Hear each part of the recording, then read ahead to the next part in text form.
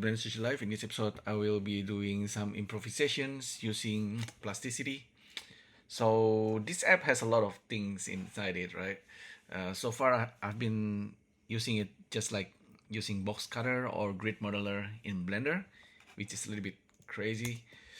If you go into YouTube and Nick Allen YouTube channel, you can find this video, Intro to Plasticity, in 13 minutes. You need to watch this one at least once, and then study that. There's a lot of information there. But anyhow, I'll try to make something. Right? For example, with Nick Allen, if you actually go to his channel, there's this one also, Secret of the Fillet Comments. This one is actually really amazing as well. And we are not even touching NURBS, but there are so much things happening with this app that's it's insane. For example, okay, we have this cube and we know that we can do like a cut, but before even I do the cutting, we know that we can do quick chamfer or bevel or whatever it is, right? We can do it this way, okay, round it or just like a straight cut like this. And normally we do this and then we stop and we get only one edge, right? The secret one that I want to I want you to know is the control, holding control, and then you can select other edges and then release, and you're gonna keep that chamfer sort of, and then you can kind of copy it. I mean, for now, I'm just gonna do something simple like that, okay? And then right click, and then it's done. And the next thing that I like is just a corner box, okay? So far, I've been using just two tools. So I can do this cutting from the center, and if you want, you can actually hit tab. You see on the bottom right there, there's a lot of information there. You can actually, like, it's like a shortcut, additional shortcut. You can hit tab. Now you're doing it from the center, and you can do a Boolean cut. So that's the second thing. There's so much happening with these tools, but I like to keep it simple for now because I'm still getting used to it. The next one, okay, I'll do the same tool, which is this tool is Shift B. When you want to do a cut, you see there's too many reference going on, too many actually. I will hit escape. I will disable X-ray mode. Okay, by default it's turned on. Turn it off. Now we're only focusing on the face, which is a good thing. So less is more if you're just starting. Now we can do a cut without all the distraction. Let me do it again, like Shift B, corner box. Now we have cleaner area to work with. You can go to the center and you can do a cut like that. So this is just like a box cutter, right? With a grid modeler, actually, if you use Blender tool grid modeler, you will actually focusing on the grid on the surface of the plane. I think that's the strongest point. And then with the plasticity, if you select a face and tap spacebar, you can go to that view and then starting to draw things like box or curve, and you can actually save this construction plane. So we have this custom plane, and apparently if I'm not wrong, you can enable grid somewhere that's kind of conforming to that custom plane.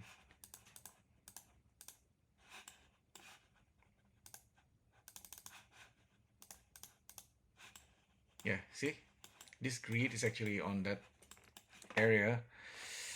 I just need to know the shortcut to make the grid smaller. or bigger. Anyhow, maybe don't worry about that too much for now. But that's the strongest point of Grid Modeler in Blender, and the box cutter is all about cutting a box, cutting this using boxes. At least that's the basic idea. So you can do it, you can do a cut like that.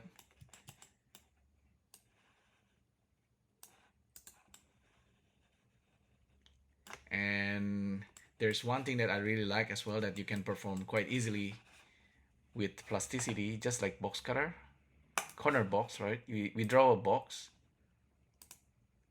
and I will do a cut, but instead of cutting, you know, on the bottom right there, you can see there's union, difference, intersect, and slice.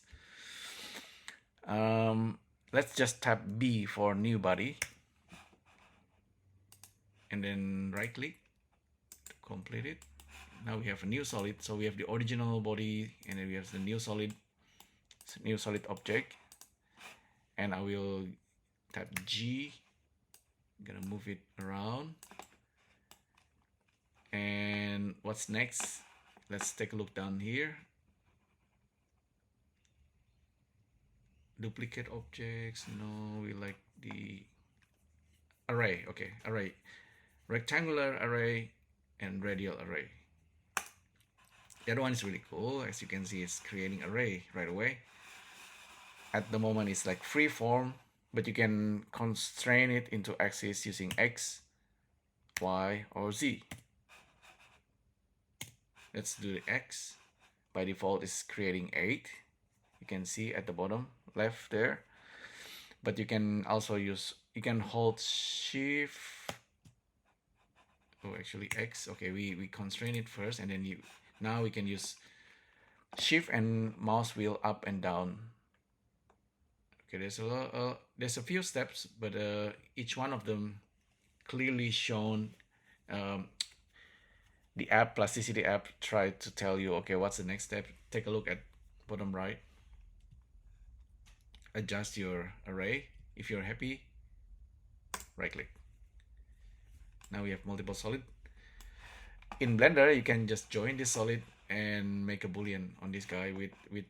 With plasticity, I think it doesn't actually quite like, you cannot join objects that's not touching each other.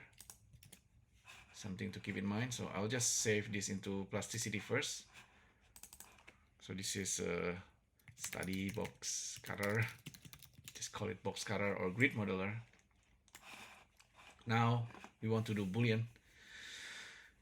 Boolean. Okay, let's select the big one, the main object, and then we want to do Boolean.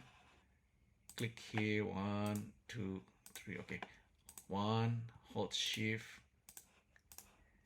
This is one method that I think the most intuitive. There might be a better method to be able to select many objects at once, but for now, Shift click, and this works. Okay, cool.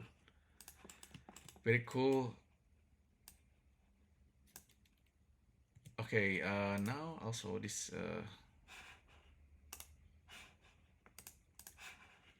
this is an interesting one. I think we should be able to add a tangent edges and then do like a chamfer.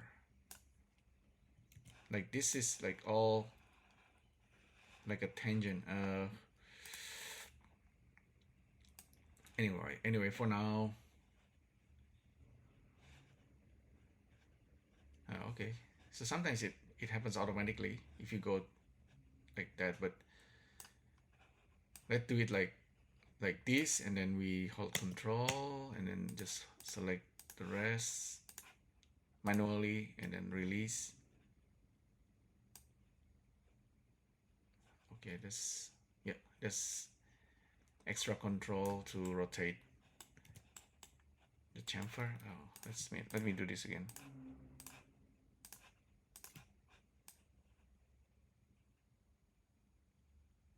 Okay, let's make it like that, rounded. Yeah, so far so good, right? You can keep doing it. Shift B to get into this corner box, and then you can draw any box. You can actually disable snapping as well. So this is what I like to do inside Blender whenever I want to do like a 3D therapy. So Blender and BoxCutter will give you similar ability.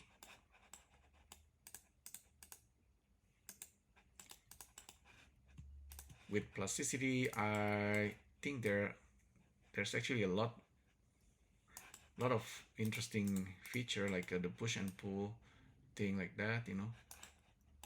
That's pretty unusual. Yeah, that kind of ability. So there's some kind of procedurality underneath. Okay, it's pretty nice. And then you can always, you know, do like a mirror as well. Let's select an object like this and then mirror, and you can mirror in any axis.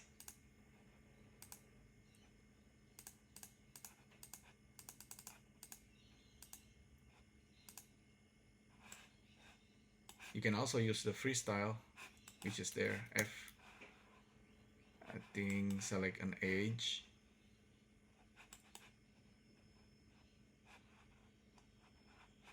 Whatever, and then you can do like crazy mirroring. For now, I won't do that. Maybe keep it simple. Shift B.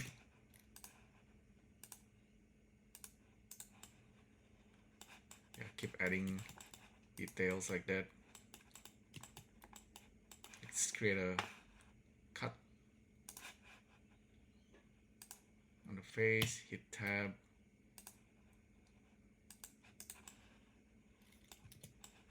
I think with BoxCutter inside Blender, you're gonna have a lot of stack of modifier, and then you can always rearrange the stacks, things like that Plasticity doesn't have. But either way, both of them kind of work in their own way, you know, like, which is pretty cool indeed. Like for this guy, if I tap O, I can do that sort of thing. Right click, and I can push this in.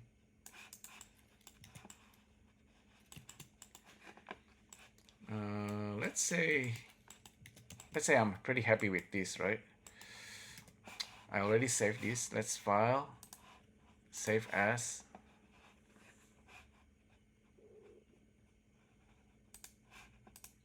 OBJ, arc, style, I don't know, just name it whatever. Save. Okay, at this point you can use triangle or quad or n-gon, whichever you like. Let's try quad.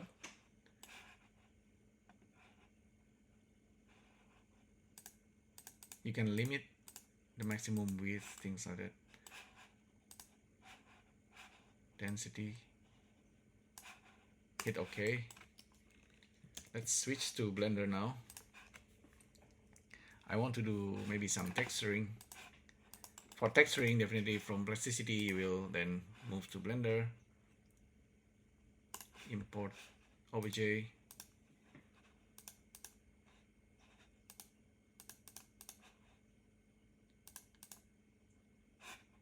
Okay, what am I doing? Desktop. Hide the folder, art style, import OBJ, save this, arc style, architecture, more, you know, like we want to style this, turn on cavity. So at this point you can switch to BoxCutter or GridModeler and continue modeling in Blender. It's the familiar space to work with. If you want, if you go to edit mode, you see there's a lot of seam there, right? I reckon we can just use U and then unwrap, because there's there's all these edges already, so we can unwrap it so we have something that's clean, and maybe we can just texture it. I don't know, I haven't tried, but yeah, texture paint. This Blender basic texturing tools. Create a base color diffuse map. Give it a color. And then you can start painting, right? So I don't know if, yeah, maybe the UV is not exactly the most perfect UV, but you can at least already start painting.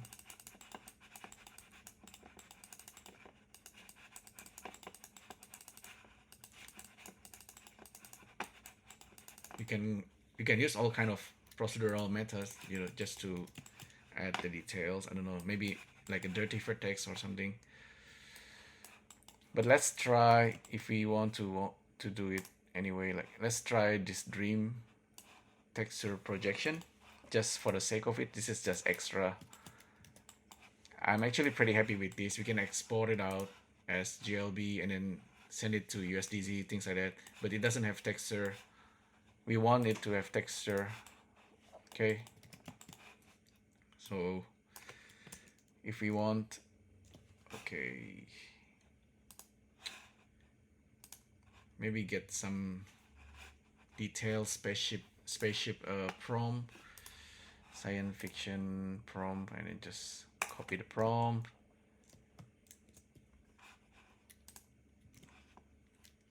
Yeah, oh, by the way, I haven't explained. Okay, dream texture projections is an AI tool to generate random texture based on, in this case I want to use the depth.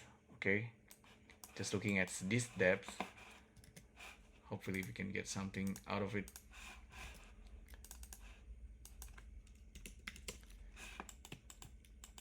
Let's make this just 512 by 512, I think, and then make this screen as square as possible, just this screen, and then specify the size, enable negative prompt, ugly, worse quality, low quality. That's the most basic prompt, and we already specified our spacecraft prompt there, and then the model is depth model. I think that's pretty much it. Enable bake, go to edit mode, project the dream texture from that angle. It's gonna project it. It's gonna create us this projection, and oh yeah, now it's doing it. It's a bit slow because I'm recording as well, but usually it takes like, the most basic one, 512 by 512, takes around 30 seconds or a minute. So in theory, like if we are doing it the right way, the AI look at this and then look at the image, and it's doing the projection for us, and then bake it back into our original UV map. It's probably already finished.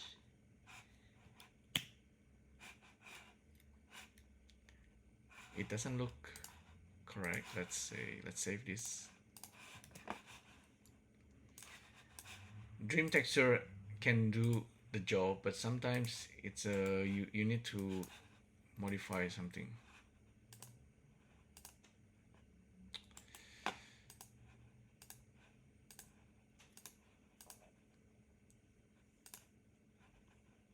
That's our original texture. This is the spacecraft. Yeah, it's probably our prompt is not very good.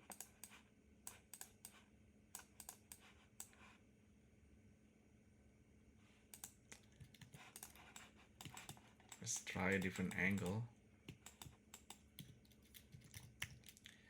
Sometimes, okay, maybe we just do like, instead of a bake, just project it like this. mean the bake should actually do the job, and then it's gonna bake it back into the original UV. So if you kind of take it from 2 different angles or 3 different multiple angles and can merge all the texture together, you're gonna get a result.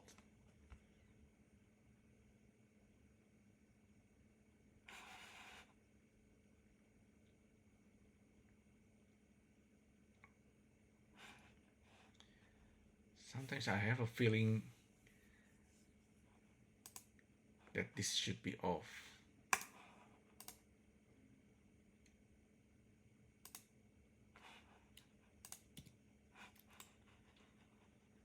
Okay, it's projected something from that angle. It seems like we have like a galaxy type of texture. It's not exactly what I want. Custom texture photography, I think by default it's trying to generate like a texture. So I don't know, maybe it's, in this case, specify texture and then do the spacecraft, whatever prompt.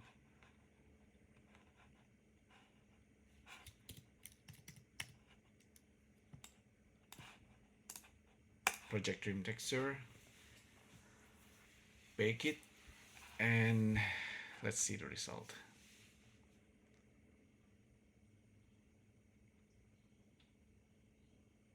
Oh yeah, I know. Maybe this depth method. There's another method where you are using an actual camera, projected this guy from that angle.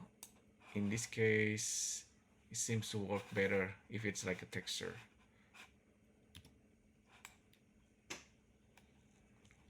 Oh well, yeah, it's a little bit abstract, but you can reproject it from different angle. Disable X-ray. Oh, it's disabled by default. Yeah, I'm trying to project it from different angle, from different corner angle.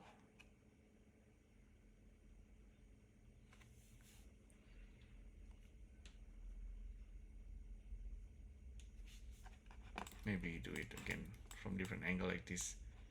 It's pretty random, but anyway, you get what you're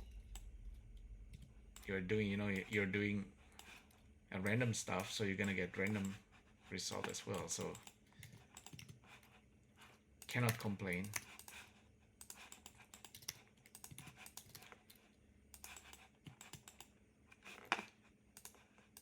Do you reckon like a random things like this, you know, like random card, things like that, do you think random stuff can give you something that's aesthetically, you know, aesthetically speaking, like beautiful, or something with value? Maybe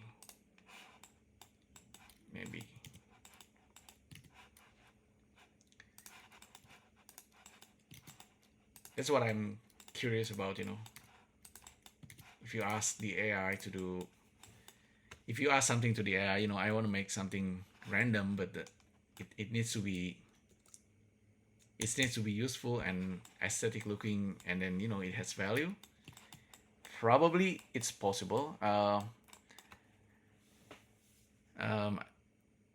It's like an abstract painting, right? So you just keep adding the value into it until you're happy, because you're doing something.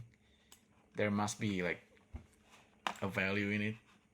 Your time, the spend that you spend on it, and or when you paint something on it to make this, just to put, you know, based on your memory or experience, you just want to paint something certain way. Yeah, but anyhow, yeah, that's the crazy things I'm doing at the moment.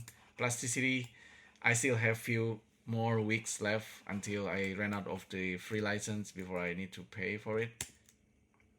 Yeah, the AI and then all the tools that's available to you is like, you got everything to make anything. So that's pretty crazy. But with plasticity, there's so much going on, like I said. But so far, even with just a few tools, you can create a cool stuff.